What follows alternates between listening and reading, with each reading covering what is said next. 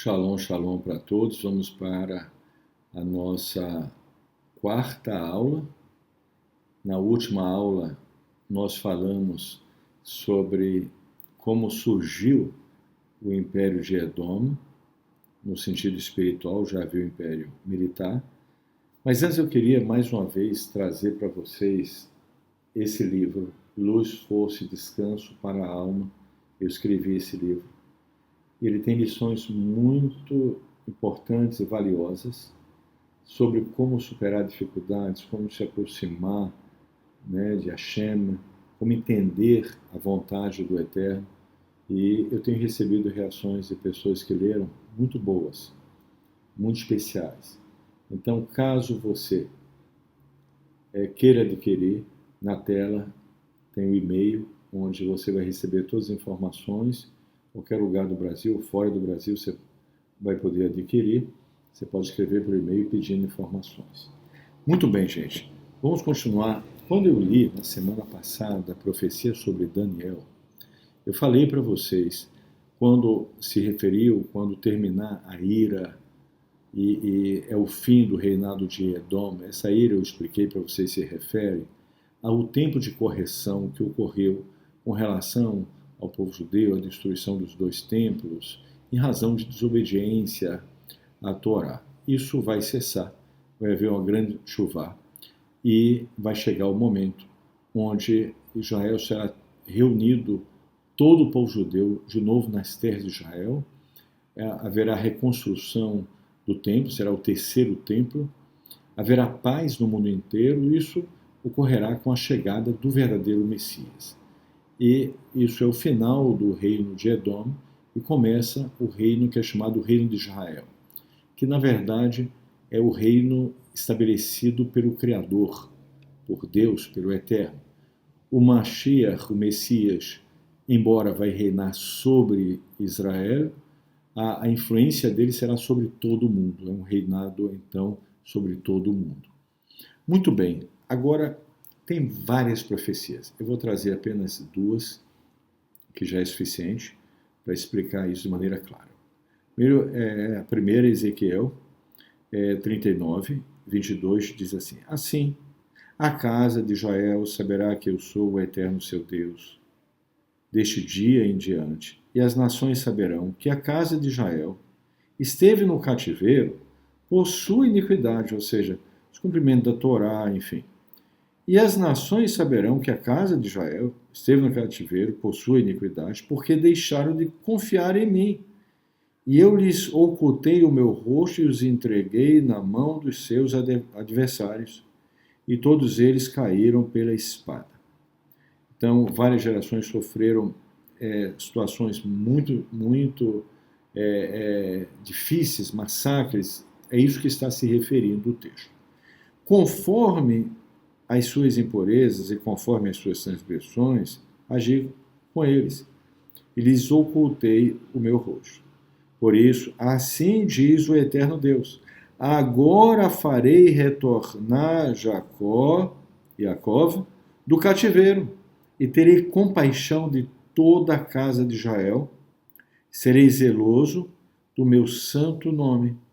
Terão consciência de suas culpas, o que eu falei, uma grande chuva, retorno ao Eterno, e das iniquidades que contra mim praticaram, ou seja, o descumprimento da Torá, quando viverem com segurança em sua terra, e ninguém os atemorizará. Então vai cessar esse tempo de exílio. É isso que está sendo tratado aqui.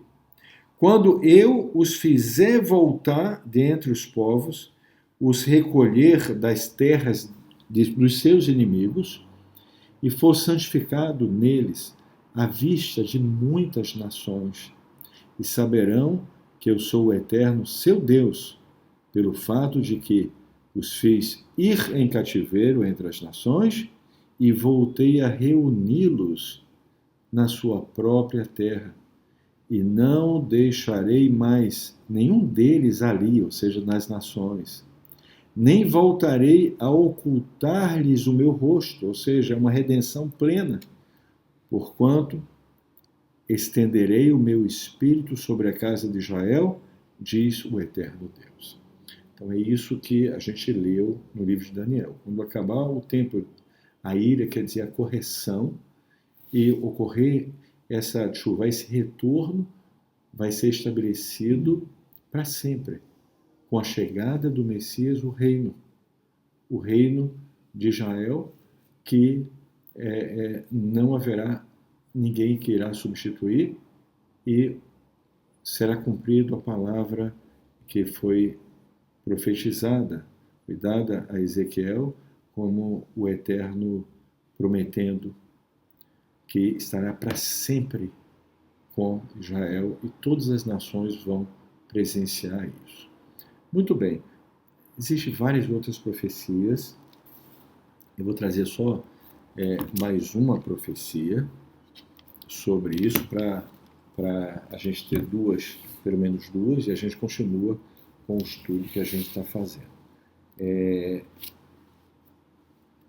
Outra profecia, entre várias outras, está no livro de Isaías 2, 3. Quando já estiver ocorrendo isso, o reinado do verdadeiro Mashiach, como eu falei, o verdadeiro Mashiach não veio ainda. Mas quando ele chegar, tem que haver 3 sinais. E os 3 sinais serão a reconstrução do templo, será o terceiro templo, o retorno de todo o povo judeu às terras de Israel, como a gente leu, e também verdadeira paz sobre toda a humanidade. No versículo 3 diz, nesse tempo, vai ocorrer nesse tempo, a ele irão muitos povos e dirão, vinde e ascenderemos a montanha do Eterno, a casa do Deus de Jacó. E ele nos ensinará seus caminhos, e por eles seguiremos. Pois de Sion virá o ensinamento da Torá, e de Jerusalém, a palavra do Eterno. Então, aqui é o grande momento quando é estabelecido um reino que nunca será substituído. Tem várias outras profecias sobre isso, mas eu queria deixar isso claro para que a gente possa prosseguir. Agora vamos falar sobre o tema principal. Quem a gente viu sobre a questão de Edom, do reino de Edom, o estabelecimento, vimos a questão de Constantino, que está por trás disso. Agora, quem fortaleceu isso? Quem deu força para isso? Então, a força que veio para o reino de Edom é a própria a influência de Esav, de Edom, de Esav, e da estrela da manhã, que é o anjo, o ministro espiritual de Edom. Então, quem é o anjo de Edom? Quem é a estrela da manhã? A estrela da manhã, o anjo de Edom, não é mais ninguém a não ser aquele que é a maior força que está do outro lado. Dentro do judaísmo, nós conhecemos como a Sitra Hará. Sitra Hará quer dizer o outro lado. Então, tem as forças de pureza e tem as forças de impureza. O anjo de Edom é o anjo que é o adversário de Israel, da nação de Israel. Ele é o adversário. É conhecido na mitologia das religiões do mundo, na própria religião de Edom, é conhecido como o mais poderoso das forças do mal. É conhecido dessa forma. E dão vários nomes. Mas ele é a maior força da Sitra Hará, do outro lado. Esse é o anjo de Esav, esse é o anjo de Edom, do reinado de Edom, e ele é o anjo que Jacó viu ele subindo a escada. Jacó vai lutar contra ele mais na frente, no texto, quando ele sai da casa de Labão com as suas esposas e filhos, ele vai lutar contra esse anjo, o anjo de Esav. Quando eu falo anjo, gente, porque muita gente confunde. Por exemplo, existem seres como os Shedim. Shedim são os demônios. Eles não são anjos. Eles são seres que não são nem anjos, nem humanos. Ele tem uma natureza intermediária. Eles não são anjos, nem são humanos. Eles são uma criatura, outra espécie de criatura. São os demônios. Então, só para deixar claro isso, para as pessoas não se confundirem, não ficarem confusas com isso. Então, o anjo de Edom é o adversário do povo judeu. É o que se levanta contra Israel. Você vê em várias partes, fala, Satã se levantou contra Israel. Então, esse é o anjo de Edom. É ele que está por trás da força de Edom. Ele é a estrela da manhã. Então, dentro disso, a gente vê esse comentário do Ibn Ezra, ele fala sobre isso, né? E a gente vai observar que é exatamente isso que vai acontecer, né? Que é a queda da estrela da manhã. Por que esse anjo, que é chamado a estrela da manhã, porque ele, né? Porque houve a queda dele. O que aconteceu? Como ocorreu essa queda? Veja bem, quando Jacob, só lembrando, teve aquele sonho, ele viu anjos subindo e descendo, ele viu os 4 reinos que iriam acontecer, né? E o exílio do povo judeu. Obviamente, no final, a redenção do povo judeu. Muito bem. Quando ele viu o 4º reino, ele viu um anjo que não desceu, porque os 3 primeiros subiram e desceram. O 4º não descia. Então ele citou palavras que posteriormente foram profetizadas pelo profeta Isaías, estão no livro de Eshaiá. É o que nós vamos ler. Esse anjo, que é o anjo de Edom, eu já falei para vocês, ele é o principal da Sitrahará do outro lado. Ibn Ezra fala sobre isso, e ele comenta sobre isso, faz um comentário sobre isso, inclusive fala que esse anjo é assim chamado porque ele é visto logo antes do amanhecer. Então, é sobre esse anjo que nós vamos falar e o motivo da queda dele. Muito bem, diz o seguinte: como despencaste do céu, ó estrela da manhã. Como comentário de Ibn Ezra, ele é chamado estrela da manhã porque ele é visto antes do amanhecer. Esse anjo, né, que é o anjo de Edom, o adversário de Israel, aquele que se levanta contra Israel. Você vai observar no Tanakh, às vezes ele é citado, ele se levanta contra Israel. Então esse é o anjo de Edom, é o anjo de Esav, é a estrela da manhã. Muito bem. Como despencaste do céu, ó estrela da manhã, filho da aurora? Como foi derrubado por terra o que ditava a sorte sobre as nações? Ou seja, adivinhações espirituais, né? Ele dominava através dessas adivinhações espirituais, de mistérios, de coisas que prendeu a mente das pessoas, né, a um tipo de religião que, na verdade, é uma síntese de todas as religiões e aspectos de religiões pagãs, como eu falei no começo, a questão de todas as religiões da antiguidade tinham sempre um homem encarnado que era o filho dos deuses. Assim também Constantino se certificou de colocar essa visão.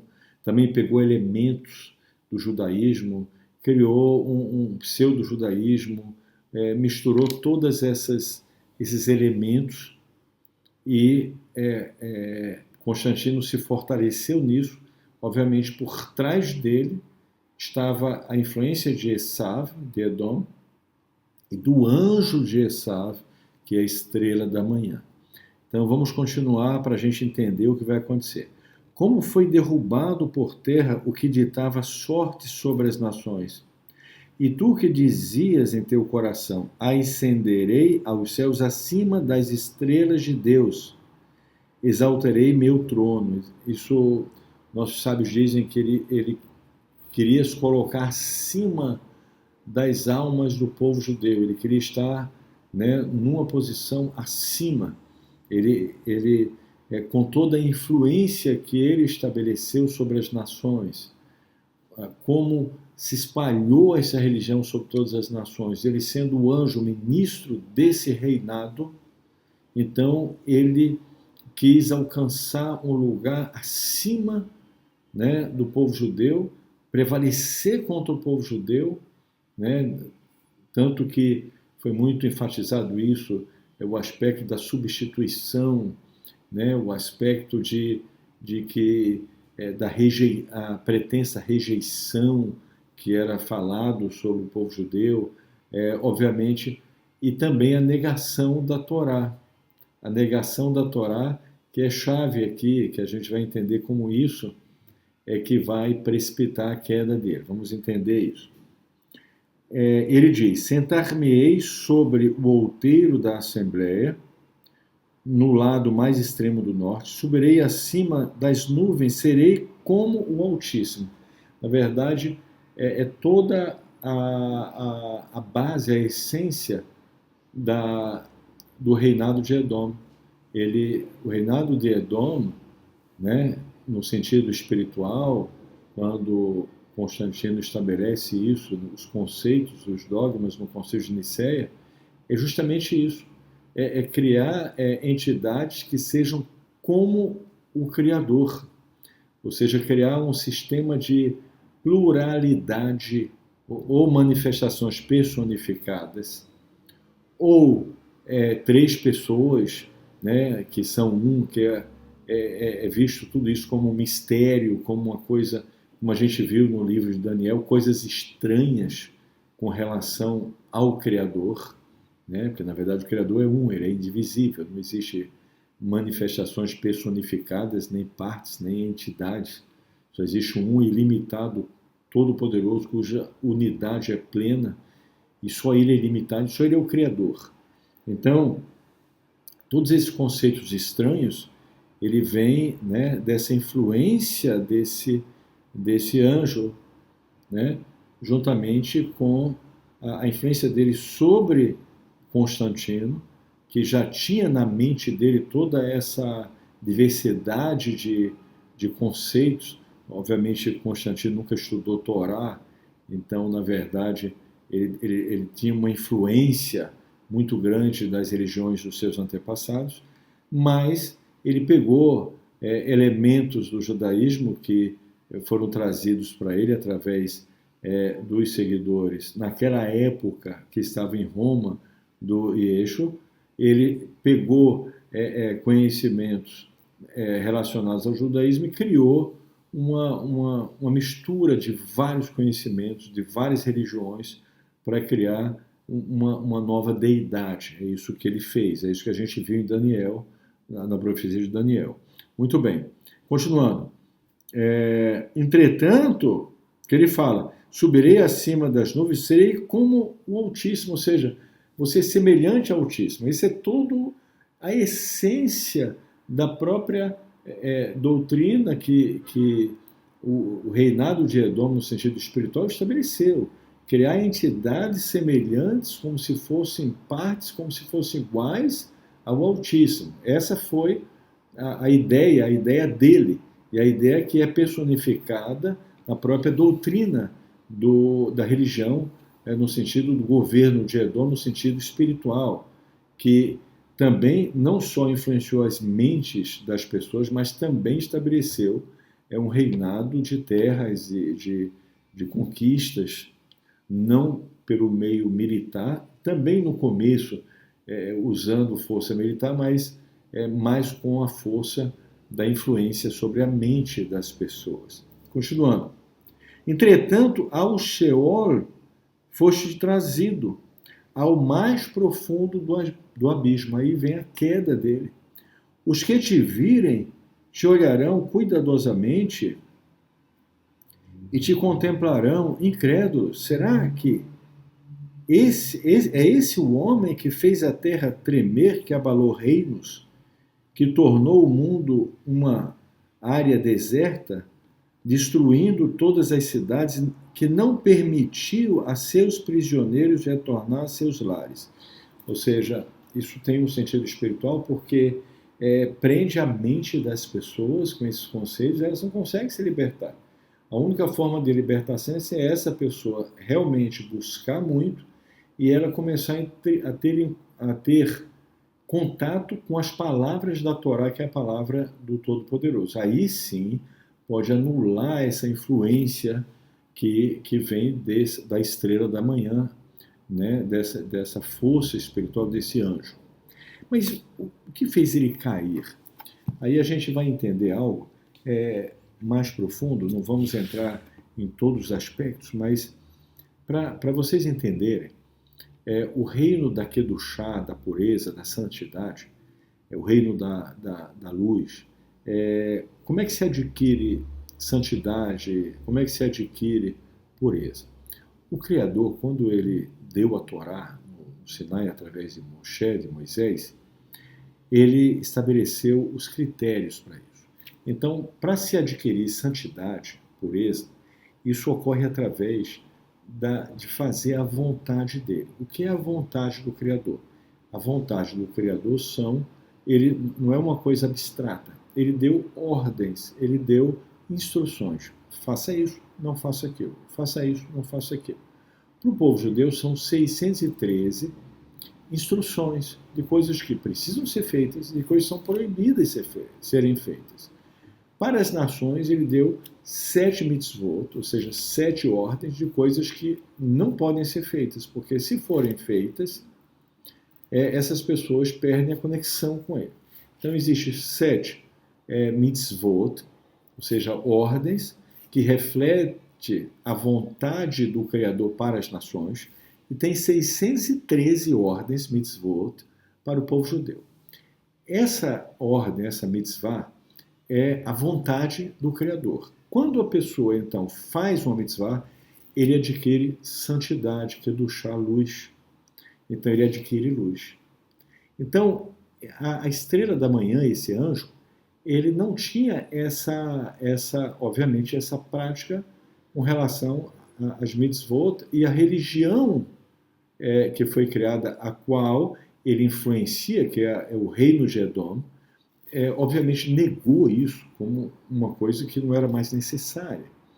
Ou seja, bastava, segundo a doutrina que foi trazida, né, desde o Concílio de Nicéia, bastava acreditar que alguém fez algo por você e você não precisa fazer mais do que essa pessoa fez por você, e basta você, então, acreditar nessa pessoa e pronto, está tudo resolvido. Como uma mágica, a pessoa já tem direito a todas as coisas de uma forma mágica, sem precisar muito esforço. Só que isso, na verdade, não funciona dessa maneira. Nada foi anulado, nada foi substituído, nada que foi falado foi apagado de forma alguma. Então, o que gera a Kedushá, a luz, é o cumprimento da vontade do Criador, do Eterno, que são as ordens que ele deu, que são as mitzvot. Mitzvot tem o sentido de ser uma ordem. Então, isso reflete a vontade do Criador. A estrela da manhã não tinha a luz captada pelas mitzvot, obviamente. Ele criou um poder através dos mistérios, de todo tipo de doutrinas que cativou a mente de muitas pessoas, até porque é um caminho, obviamente, fácil, tentador, porque a pessoa não precisa fazer muito esforço, é só aceitar algo e ela acha que com isso ela vai alcançar todas as coisas espirituais elevadas só por uma questão de aceitação. Então, por não ter um conhecimento profundo da palavra do Eterno que está na Torá, muita gente acabou caindo nisso, né? nós mesmos passamos essa experiência, graças a Deus nos libertamos, graças a Deus. Hoje eu estou convertido como muitas outras pessoas e muitos são hoje verdadeiros Ben-Noach, seguindo a Sheva Mitzvot. E nós que nos convertemos, hoje estamos praticando todas as mitzvot, Baruch Hashem, graças a Deus estamos muito felizes de servir o Criador da maneira que Ele ordenou. Então, esse anjo, a estrela da manhã, ele, por toda a influência que ele estabeleceu sobre o mundo, ele tentou então se exaltar e chegar num local onde seria exigido a Kedushá. E ele não tinha essa Kedushá. Então, quando ele chega, o texto mostra que ele cai, ele desaba. É como se ele levasse um choque num lugar que tivesse uma alta tensão e é como se levasse um choque e desabasse. Né? Ele caiu. Por que ele caiu? Porque ele não tem essa Kedushá, não tem a Kedushá que é produzido pelas mitzvot. Mas é muito interessante, porque agora, na próxima aula do curso, nós vamos falar sobre o verdadeiro Mashiach. E eu vou mostrar para vocês um comentário dos nossos sábios, que o verdadeiro Mashiach, ele consegue chegar nesse local, mas como é que ele consegue? E é muito interessante isso. A gente vai também elucidar algo que muita gente interpreta da maneira errada, e nós vamos elucidar esse ponto, e nós vamos estar completando, né, esse curso, trazendo a ascensão do verdadeiro Mashiach, que não veio ainda, gente. O verdadeiro Mashiach não veio ainda. O verdadeiro Mashiach tem que se cumprir nele 3 sinais, que são todo o povo judeu voltar para as terras de Israel, a reconstrução do templo, inclusive eu tenho um vídeo sobre isso, falando sobre isso, e também verdadeira paz sobre a humanidade.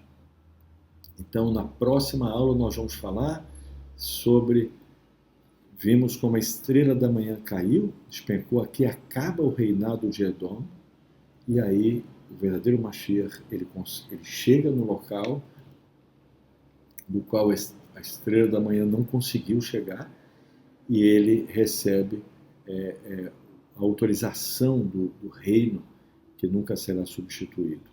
Então, semana que vem a gente vai continuar e vamos falar sobre isso.